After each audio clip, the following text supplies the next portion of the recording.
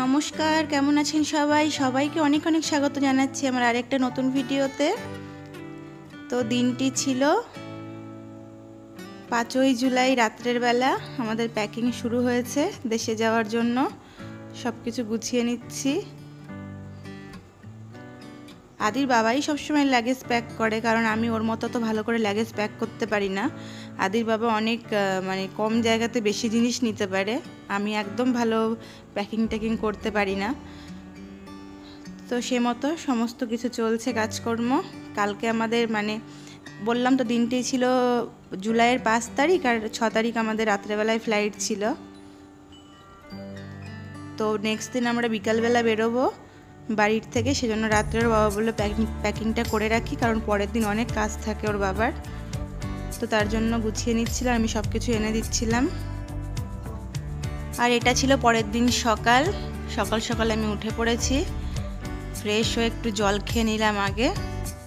এবার ব্যালকনিতে যাব। আদির যে লাস্টের দিন স্কুলটা হয়েছে, ওর পিই ড্রেসটা ধুয়ে দেওয়া হয়েছিল, ওটা শুকিয়ে গেছে। ওটা একবারে ভাঁজ টাজ করে রেখে যাবো, তাহলে দুবাইতে ফিরে না এই চাপগুলো থাকে না যে ওর স্কুল ড্রেসগুলো গোছাতে হবে। সব কিছু আমি একবারে সব কিছু পুরো গুছিয়ে যাই যাওয়ার সময়, যাতে এসে আমার বেশি অসুবিধা না হয়। আর এদিকে রৌদ্রের তাপটা দেখুন, প্রচণ্ড কিন্তু রৌদ্রের তাপ এসছে। আর এই রৌদ্রের মধ্যেও গাড়ি মুছছে এখানে, এইরকম ছেলেরা মান্থলি হিসাবে সব গাড়ি মোছে। সমুদ্রটাও পুরো একদম ধীর স্থির হয়ে আছে। আর এদিকে আমাদের ঘরের অবস্থা একদম যাতা, লাগেজ ট্যাগেজ প্যাক হয়ে সব কিছু এদিকে ওদিকে। এটা প্রতিবারই হয়। তো আদির বাবা সকালবেলায় চাটা খেয়ে বেরিয়ে গেছে, প্রচুর কাজ আজকে ওর। আদিকে এখনো তুলিনি, আমি তুলবো ঘুম থেকে। দেশে যাওয়া মানে এক গাদা কাজ, তারপরও একটা শান্তি খুশি, বাড়ি যাচ্ছি আমার পুচকুকে আনতে। এদিকে এটাকে এত ডাকছি, আজকে ওর ঘুমটা বেশি ধরেছে, উঠছেই না। তো সকালবেলায় কিছু একটা ব্রেকফাস্ট বানিয়ে আমি আর আদি খেয়ে তারপর দুপুরে রান্নাটা ফটাফট বসিয়ে দেব। সকালে ভাবছিলাম কিছু একটা ব্রেড ফ্রেড খেয়ে নেব, তা ব্রেড 4 পিস আছে, আবার দীপক এসছে, তা হবে না। তো ভাবলাম যে ম্যাগি বানিয়ে নিই। তো দীপক আমি আর আদি ম্যাগি খেয়ে নেব। আদির বাবা তো সকালে চা খেয়ে বেরিয়ে গেছে, সেলুনে টেলুনে যাবে একবারে। তো তার জন্য একবারে বাবা দুপুরবেলাই খাবে। আমাদের ম্যাগি রেডি, এবার ফটাফট করে খেয়ে নেব। আর এইরকম ম্যাগি খেতে না চাউমিনের থেকেও কিন্তু ভালো লাগে, এত টেস্টি হয় খেতে।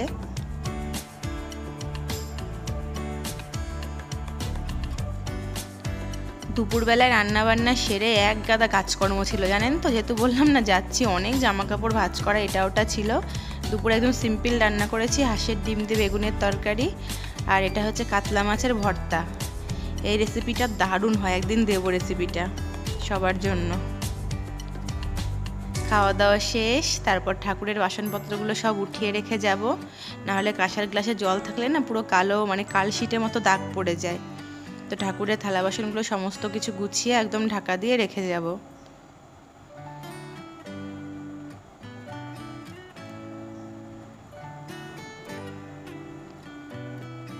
আমরা 4টের দিকেই বেরিয়ে যাব, আমাদের 7:15-তে ফ্লাইট। আর আমরা ডাইরেক্ট যাচ্ছি না, আমাদের বম্বে ভায়া বম্বে গিয়ে হল্ট আছে 5 ঘন্টা, তারপর আমাদের ফ্লাইট আবার ওখান থেকে কলকাতা। তো বম্বে অব্দি ইন্টারন্যাশনাল থাকছে, তারপর ওখান থেকে ডোমেস্টিক হয়ে যাচ্ছে। তো এবার ওর বাবা তাগাদা দিচ্ছে, রেডি হতে হবে। এই যে আমি রেডি হয়ে গেছি, দীপক আর শান্তদা নিচে নিয়ে গেছে সব কিছু লাগেজপত্র, আদিও চলে গেছে নিচে। ওর বাবা আমাকে তাগাদা দিয়েই যাচ্ছে, লেট হচ্ছে। কারণ এই সময় না এয়ারপোর্টে প্রচুর ভিড় থাকে, যেহেতু স্কুল ছুটি, তো সবাই যায় বাড়িতে, দেশে। আমি ব্যালকনির যে কাচের স্লাইডিং ডোরগুলো থাকে ওগুলোতে লক দিয়ে দিলাম, পর্দা টর্দা সব টেনে যাচ্ছি। আবার ঘরটাতে ফিরবো 1 মাস 10-12 দিন বাদে। জানি না কখন আসবো, রিটার্ন টিকিট নিয়ে আমরা যাচ্ছি না, ওর বাবার দেশে কিছু কাজকর্ম আছে, ব্যবসায়িক কাজকর্ম, সেগুলো হয়ে গেলে আমরা ফিরবো। আর আমি একটা ক্যাজুয়াল একদম একটা জামা পরে নিয়েছি, কারণ ফ্লাইটে না বেশি মানে চকর মকর জামা পরলে প্রচুর কষ্ট হয়।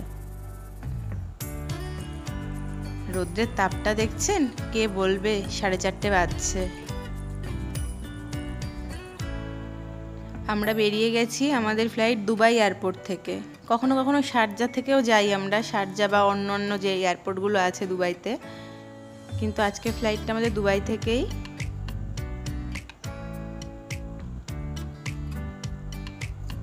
মানুষের কি না, মানুষ আজকে এখানে কালকে কোথায়। বলে না যে পাখিরও বাসার মানে যেমন কোনো ঠিকানা নেই, ঠিক মানুষের বাসারটাও কিন্তু ঠিক তেমন। আজকে এখানে তো কালকে কোথায়। আর এই যে জায়গাটা না, এটাকে আলখান বলে, শারজা আলখান। আদির প্রথম স্কুল শুরু হয়েছিল এই ডান দিক দিয়ে একটা রাস্তা নেমে গেছে, ওই রাস্তা দিয়ে আদি স্কুলে আসতো। ব্লুবেলস নামে একটা নার্সারি ছিল, আদি ওই স্কুলে আসতো। তো এই জায়গাটার সাথেও না আমার অনেক স্মৃতি জড়িয়ে।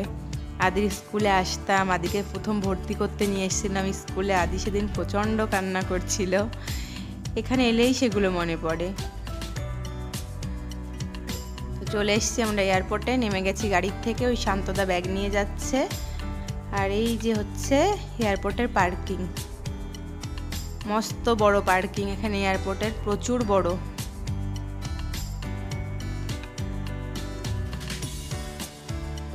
আমরা অন্যদিন এমিরেটসে যাই, এমিরেটসের টার্মিনাল আলাদা, আর বাদবাকি যত ফ্লাইট তাদের টার্মিনালটা কিন্তু আলাদা। এই যে আমরা লাইনে দাঁড়িয়ে পড়েছি বোর্ডিংয়ের জন্য। আর আজকে একটা খুব মজা হয়েছিল, কারণ আমাদের বোর্ডিং করা হয়ে গেছে, তখন আদির বাবার মনে পড়েছে ব্যাগে প্লাস্টিক জড়ায়নি, মানে যে কভার করে না, যাতে ব্যাগের জিনিসপত্রগুলো সেফ থাকে। না হলে ব্যাগ, মানে দুটো ফ্লাইট যেহেতু আমরা চেঞ্জ করব, তো এমন দামদুম করে ব্যাগ ফেলে যে ব্যাগের জিনিসপত্র একদম তছনছ হয়ে যায়। তো ওর বাবা বলছে, তারপর আবার ওই ম্যাডামকে রিকোয়েস্ট করে আমরা আবার গেলাম, মানে আমাদের ব্যাগে প্যাকিং করতে, প্লাস্টিক দিয়ে এরকম র্যাপিং করতে। তারপর আমাদের বোর্ডিং হয়ে গেছিলো, বোর্ডিংয়ের পরে আমরা র্যাপিং করে তারপর আমরা ব্যাগ আবার দিয়েছিলাম। আর এদিকে দেখুন আমার ছেলে তো ননস্টপ চলতেই থাকে, ওর ব্যাগগুলো র্যাপ করছে। দুবাইতে এমিরেটসের কিন্তু এই র্যাপিংয়ের চার্জ আলাদা, বাদবাকি ফ্লাইটের র্যাপিংয়ের চার্জ আলাদা। এমিরেটসে সব কিছুর চার্জ একটু অন্যান্য ফ্লাইটের তুলনায় বেশি থাকে। কি সুন্দর দেখুন, ব্যাগগুলো পুরো জামা কাপড় পরে নিল। এখন আমরা বোর্ডিংয়ের পর ইমিগ্রেশন হয়ে উঠে পড়েছি ট্রেনে।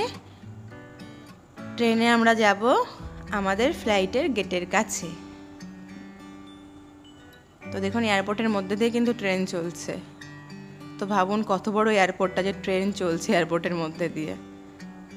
আর এই যে হচ্ছে সব বড় লোকিয়া মার্কেট, মানে দুবাই এয়ারপোর্টের মধ্যে যত মার্কেট আছে সবগুলো হচ্ছে বড় লোকসদের মার্কেট।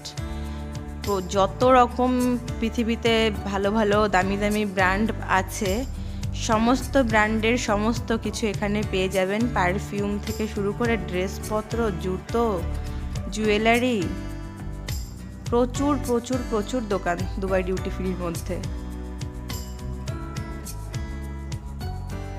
আমরা এখন উঠবো প্লেনে। আমরা হলাম গরিব মানুষ, তাই আমরা যাই ইকোনমি ক্লাসে, আর বড় লোকসরা যায় বিজনেস ক্লাসে। বিজনেস ক্লাসে ওঠার সাথে সাথে জুস দেয় খেতে, আর আমাদের কতক্ষণ পরে।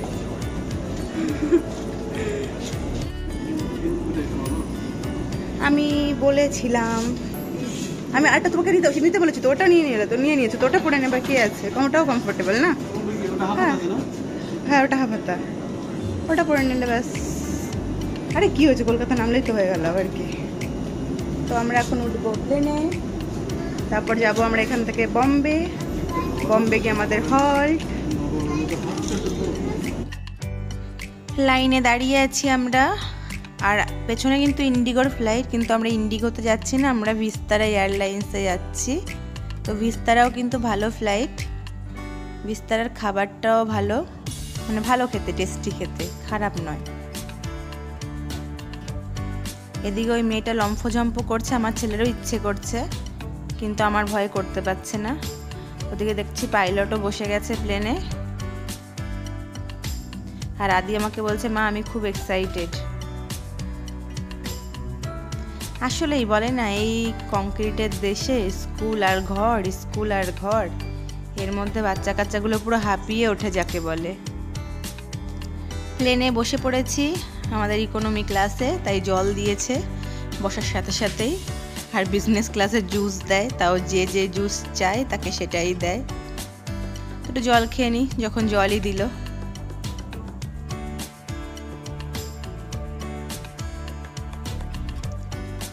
খানিকক্ষণ বাদে আমাদের ডিনার সার্ভ করে দিয়েছিল। তো আমরা ভেজ নিয়েছিলাম 3 জনই।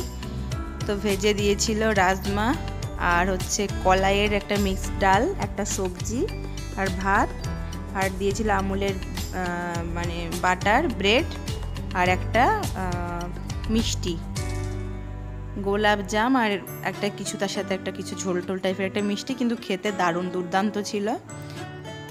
আমাদের খাবার দাবার কমপ্লিট, কিন্তু এখনও প্লেট নেয়নি। আদিবাবু গেম খেলছে, যে যা চাই বলে না ঈশ্বর তাকে ঠিক জুটিয়ে দেয়। তো এখানে উনি গেম পেয়ে গেছে, গেম খেলা শুরু করে দিয়েছে। আর ওর বাবা দেখছে শোলে মুভি, ওর বাবার মানে ভীষণ পছন্দের একটা মুভি। আর এখানে আমি সারা আলি খানের একটা মুভি দেখছি। এই মুভিটার আমি কিছু কিছু ছোট ছোট ক্লিপ দেখছিলাম, মানে ফেসবুকের নিউজ ফিডে। তো তবে থেকে ইচ্ছা ছিল দেখার। আমরা বম্বে নেমে গেছি, আর দেখুন প্রচুর বৃষ্টি হচ্ছে কিন্তু বম্বেতে। এটা হলো বম্বে এয়ারপোর্ট। আমরা আমাদের লাগেজ নিয়ে নিয়েছি এয়ারপোর্ট থেকে। তারপর এখানে তো একটু ফ্রেশ হলাম, ফ্রেশ হয়ে এখন আমরা বেরোবো একটু বাইরে। তারপর আমাদের 5 ঘন্টা হল্ট। তো ভাবছি এখানে একটা মানে মামা আছে আমাদের পরিচিত, মামাকে একটু ডেকে নিয়েছি। ওই মামা এখানে পরিবার নিয়ে থাকে। তো ভাবলাম যখন দেখা হলো অনেকদিন বাদে, মানে দেখা হবে যখন এসছি বম্বেতে, মামাকে ডেকে নিই। তো সেই মতো আমরা সব একসাথে বসেছিলাম। ভিডিও তার মামাকে নিইনি, কারণ ওই বললাম অনেকে হয়তো ভিডিও করাটা পছন্দ করে না। আমি আর কারোর কাছ থেকে পারমিশন না নিয়ে আমার ভালোও লাগে না ভিডিও করতে। তো এখানে আমরা একটু মোমো নিয়েছিলাম আর নুডলস নিয়েছিলাম আর চা নিয়েছিলাম, সেগুলোই খাওয়া দাওয়া চলছে। আর ফ্যান দেখুন, মানে এটা এয়ারপোর্টের এরিয়ার মধ্যেই, কিন্তু মানে আউটসাইড, এটা মানে একটু বাইরে। আর এই যে এরিয়াটা, এখান থেকে কিন্তু সব সেলিব্রিটিরা গট করে হেঁটে হেঁটে যায় যাকে বলে। আর ক্যামেরাম্যানগুলো সব ঘুরে ঘুরে নাকি তাদেরকে ডিস্টার্ব করতেই থাকে। আর এখানে আমরা আমাদের কলকাতার প্লেনের জন্য আবার আমাদের বোর্ডিং করা হয়ে গেছে। তারপর ভেতরে ঢুকে ওই একটু ছিল আই লাভ মুম্বাই লেখা। তো ভাবলাম ওখানে একটু ফটো তুলি আমরা আর কি। 5 ঘন্টা ওয়েট করার পর আমরা ফ্লাইটে বসে পড়েছি। আর এদিকে ঘুমে আমার চোখ পুরো ভেঙে আসছিল। সকাল 6টায় আমাদের বম্বে থেকে কলকাতার ফ্লাইট ছিল। তো দেখুন মানে সেই রাত্রে থেকে একভাবে বৃষ্টি হচ্ছে। যখন বম্বে নেমেছি তখনও বৃষ্টি, এখনও সমানে বৃষ্টি হচ্ছে এখানে। এই যে আমরা নেমে পড়লাম কলকাতায়, আর এই প্লেনটা আমাদের বম্বে থেকে উড়িয়ে কলকাতায় নিয়ে এসছে। এবার বাসে উঠে পড়বো, তারপর গিয়ে আমরা লাগেজ নিয়ে বেরিয়ে পড়বো বাইরে। বাসে বসে পড়েছি, বসিনি, আমি দাঁড়িয়েই ছিলাম। আর প্লেনে কিন্তু ব্রেকফাস্ট দিয়েছিল, আদি আর আমি খাইনি, কারণ একদম ভালো লাগছিল না শরীরটা।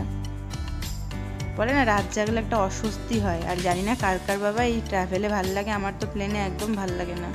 যদি বম্বে অবধি ট্রেন হতো, মানে আমি ট্রেন মানে সরি যদি দুবাই অবধি যদি ট্রেন হতো, আমি ট্রেনেই আসতাম।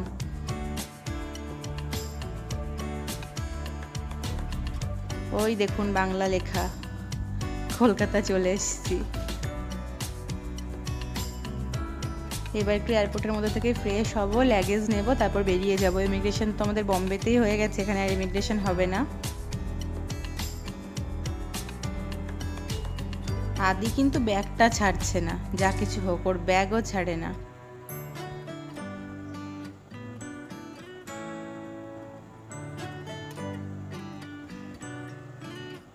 সবেমাত্র 1-2 করে ব্যাগ আসা শুরু হয়েছে, আমরা ওয়েট করছি ব্যাগের জন্য। তো সবে 2 এলো, আমাদের ব্যাগগুলো না ফটাফট চলে এসছে।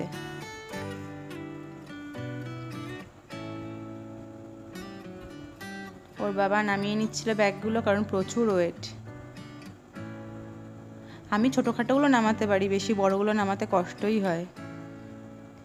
আমাদের গাড়িও চলে এসছে, বেরিয়ে গেছি আমরা এয়ারপোর্ট থেকে।